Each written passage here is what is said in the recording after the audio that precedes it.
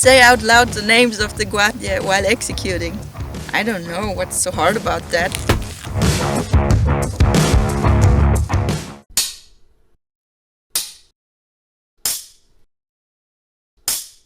Good day, everybody.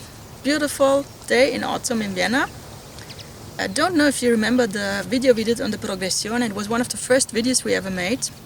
And I've been studying the Progressione since then, more or less frequently. So I thought, why not give us, so myself and those of you who practice it, a little challenge, and let's see what we can do with it. So I got this little bag with extra assignments, and I'm going to try all of them today. No preparation, so what we here. Do it as slowly as you can. Okay, that sounds easy.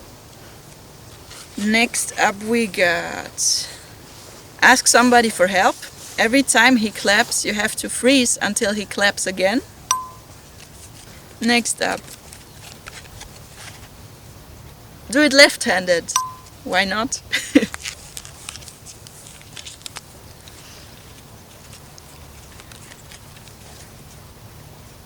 Say out loud the names of the guardia while executing.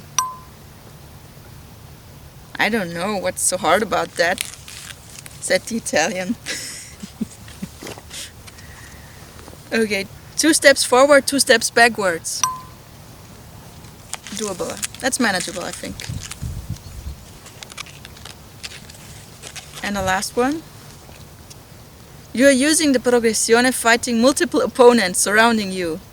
Random steps and it's gotta look epic. I'll try to come up with something on the spot, but I think that's one that would need a little bit more preparation. I hope you have fun with this, and I hope you will try this out in training. And now I'm gonna embarrass myself for you! One further thing. I mentioned in the first video that in the Progressione of Marozzo there is one guardia missing, which is the guardia di sopra il braccio. And to make it more interesting for advanced students, I thought I'll add that in as the last one before I return into the starting position. If you want to know more about it and just learn it from scratch, check out the first video we made on the Progressione.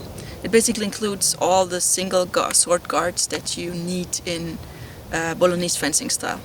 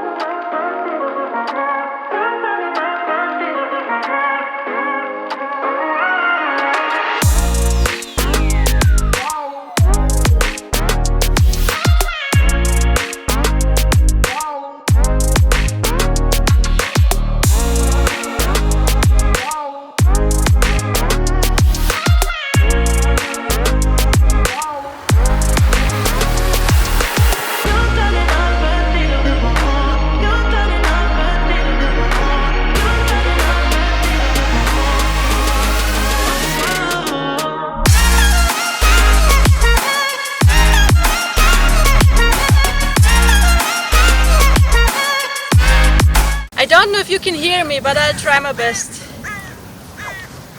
Coda longa e stretta.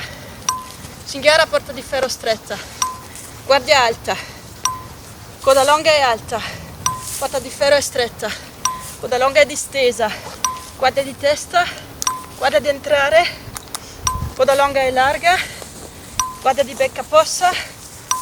Guardia di faccia. Cinghiara, porta di ferro e larga. Guardia di becca accesa. Guardia di sopra il braccio. E coda longa e stretta. I waited for someone to save.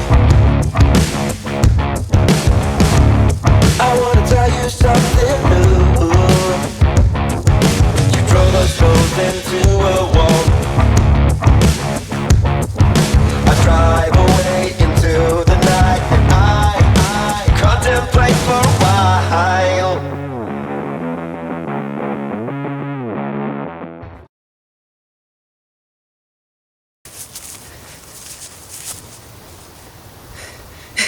I always forget where I am here.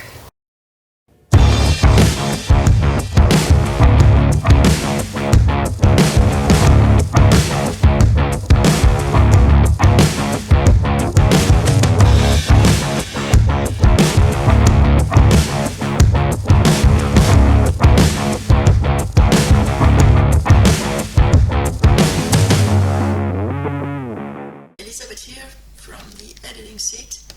So if you do these kinds of exercises, it doesn't matter if it's solo forms or sparring, and you have the opportunity to get yourself on camera, then what I find what is a great tool to improve yourself is obviously to watch the material and to try to understand what is going well and what do I need to work on, what do I need to improve. And that's what I'm going to try now. I worked out a few points that I like, that I think that have improved, and a few points that I think I have to work on. Let's start with the good things and then with the things I want to work on. So first, I was really happy that the random steps did not confuse me. I expected it to be much more confusing. I also noticed that my edge alignment has improved. Used to be much worse. Also, my upper body stays forward oriented. That used to be a big issue for me. I am the type of person who wants who leans back if something is thrown at them, which is also a big issue in sparring for me. But I think it's one important step to get it right in a solo form. Also, here you can see that my hand position improved. That was actually the last thing, because I noticed it, especially this year, that I used to not engage my wrists enough, which can become a big problem because, for example, in sparring I would often present the opponent my flat, which is not very good.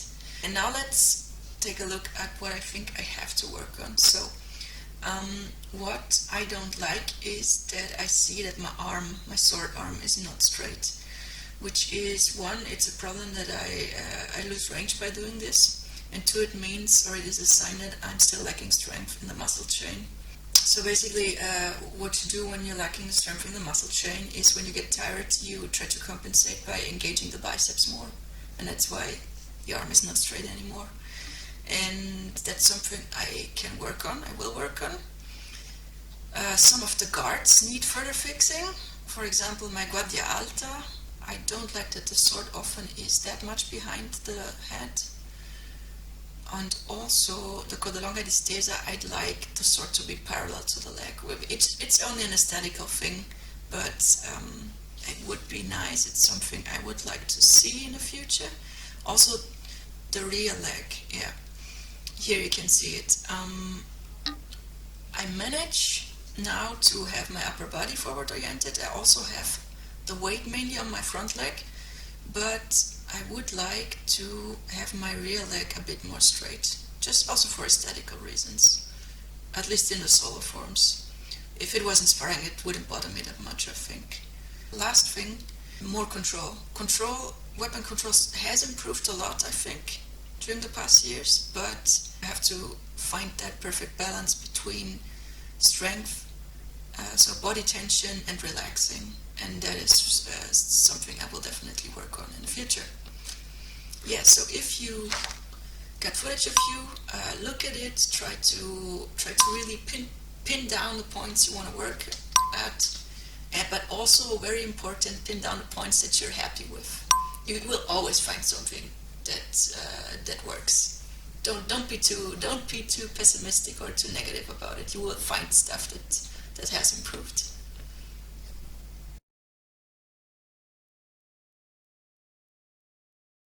That's everything for today. I hope you had fun with this video. If you haven't already, we will always be super happy about a like and a sub.